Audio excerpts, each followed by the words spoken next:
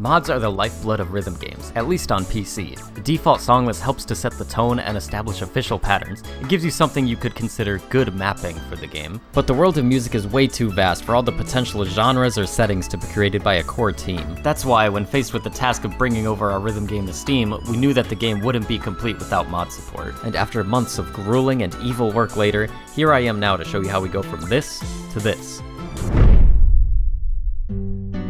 The first step is the most fun part, coming up with what your mod will be. Maybe you're the character, maybe it's someone you came up with on Sonic Flash Character Creator. Today, I'll be making a mod of one of my own creations from the back catalog. He came from a small attempt at learning Adobe Flash. I saw that there's an option to just make something a button, and when held, an animation plays, so all you can do is click him.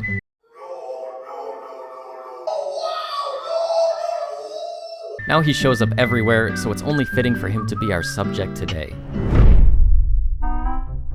The next most important part is obviously the song. For reference, I'll only be using free tools for everything here right now. The music, the animation, the background art, everything. You might already have a song you're planning on using, but if you're creating it now, FL Studio is my tool of choice for music. I used the free version for years, and it's got a healthy supply of sounds with the one catch that you have to finish your song in one session. So, no saving and continuing to work later. There are cheats to get around that. You could compose as a MIDI and reopen that file as many times as you want, until finally doing arrangements in one session. It's kind of annoying, but it would work. So I will be using only the default pre-installed instruments and working within the limitations of the free version.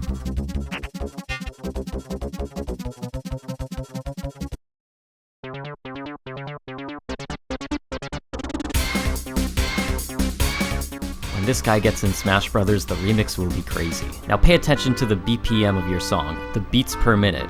If you aren't sure the BPM, you can use an online BPM tapper like this. You want to have the exact number for your song. You also want to make sure the song starts at exactly the first beat. Sometimes there might be a gap at the beginning, often found in an MP3 file. Side note, the tool is strict with BPM. You'll have to make sure it can have a consistent BPM ticking throughout the whole thing.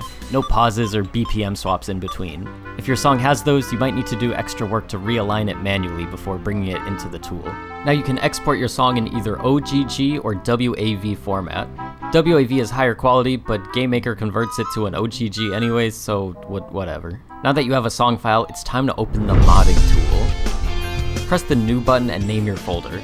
This is creating your mod's main folder that you'll be working out of. We'll call it Little Man Test Mod 1 version 1. Now that we have our song and an idea for a character, putting it together in the mod tool is comprised of two main parts, the visuals and the charting. First, we'll cover the visuals, but not all mods need much, so if you're just here for the mapping, you can skip on ahead to that part.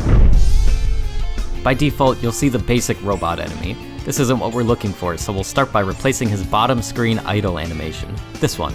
Now to make your animation, you'll have to move on over to any art program. I'm using Krita here today, since it's free and works for both drawing and animating. Inside our mods folder, we can grab the default idle sprite for general style and sizing reference, but ignore the extra frames in this strip for now. We'll make a 400 by 400 canvas and drop in the default robots so that we have a direct reference for an official sprite. I'll often be color picking from other sprites so that I know the palette fits. Now, you can really animate anything you want, or even keep it to one still frame. I'll just add a couple frames to make them feel a little more alive. This is actually my first time using Krita, so I don't know what the hell I'm doing.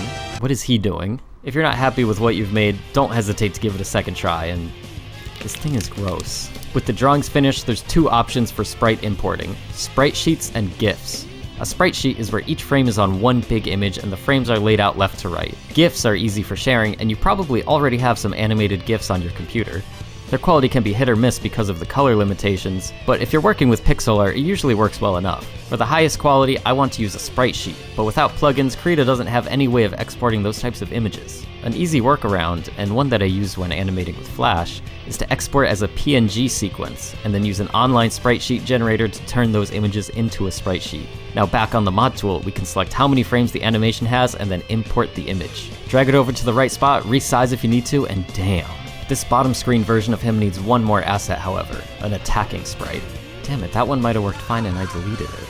This plays every time a note is sent out, so it needs to be quick and snappy. I like to make sure that the canvas size is the exact same as the idle animation, because that makes it easier to position when it's finished. So I'm just going to copy over my same file and work off of that. That works good enough. Do all the same steps to export, and since we made the canvas size the same, we can copy over all the position values to make sure it's placed in the exact right spot. Perfect. Every asset on the screen can be swapped just like these enemy sprites. The player character, the portrait sprites, the background elements, well, besides the UI, but we'll get to that at some point. A general tip for the background elements is that you can open the source file to get reference on the exact proportions. I'll draw directly on the lane sprites that I already know all the positions and sizes are correct.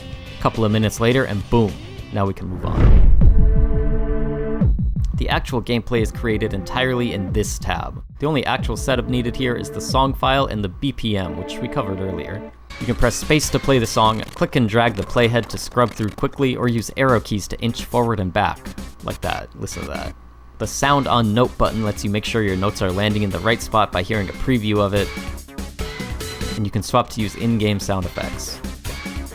Note preview lets you see them on the bottom, and finally, variant lets you create the song map for either normal or easy difficulty. With all that, you can start mapping with these buttons here on the left to place notes. Now, Neon Rhythm is a little different from how it appears. You might think of the hardest sections in Guitar Hero or Dance Dance Revolution and try that here, but it becomes a bit of a nightmare. Maps like that are definitely possible, but the default control layout is more so built for dodging and rhythmic sections. A more doable hard section might look something more like this. Keeping that in mind, let's break down each note type and the things you can do with them. Basic notes are exactly as they appear. Move to the lane that they're on and strike them on beat to the music. They're the bread and butter of the gameplay, since they force you into a specific lane and a specific rhythm. You can follow the melody or the percussion, and use both to create interesting designs. Dark notes have to be avoided entirely. They can be used alone or in conjunction with basic notes to make more varied patterns. You can put one where there's 2 free lanes to dodge it, or place 2 where there's only a single lane to dodge it. You could also put 3, I guess. Coin notes only need to be collected without striking. You don't get hurt for missing them, but you'll drop your combo and lose out on an FC or a perfect. They're useful for allowing harder paths in a chart for skilled players, while being able to be ignored for those just trying to complete the level. Using all 3, we've completed our map. A fun, difficult level that has a little something for everyone. We aren't fully finished with our mod just yet, though. Now, before our level starts, it'll play a short cutscene with portraits and dialogue.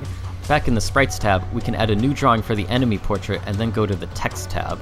Here, we can write a scene with the player character on the left and the enemy on the right. Wow, we can also write one for the outro after completing the level and for losing the level. Right here is a little characters per sound widget that lets us change the amount of letters before it plays the text noise. This is useful if you have a longer text noise for a character talking, which can be changed in the Sounds tab. Here, you can change pretty much every sound. We'll find some random sound effect to use that I have saved, and then change the characters per sound to be 5. Cool. Also in the Sounds tab is the intro cutscene music. These are usually easier to whip up than the level music, as they only need to be a short loop. We'll head back into our music program, better not closed FL Studio, and make an alternate version and just export that part. Okay, fine, I did close FL Studio, I'll just make it from scratch.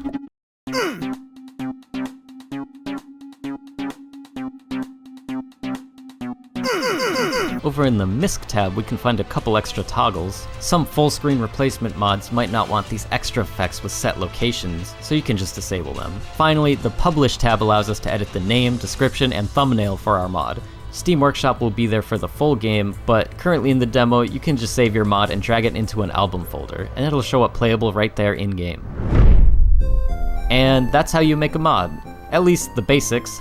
There are more advanced features like sprite variants, swapping note sprites and sounds, and other shit, but I'll cover those later. And for now, this should get you ready to start experimenting and making the level you've always dreamed of. These tools are currently available in our game's Discord server or through our mailing list, so join one of those two to download them and play around with them. Also, damn, while you're here, consider wishlisting Neon Rhythm Plus on Steam. Game's not even out yet, but you can still make whatever mod you want and play it in the demo. Then, when the full game comes out, you'll have your mod locked and loaded to be blasted onto the Steam Workshop. You'll be one of the first, a new entry into a forefront,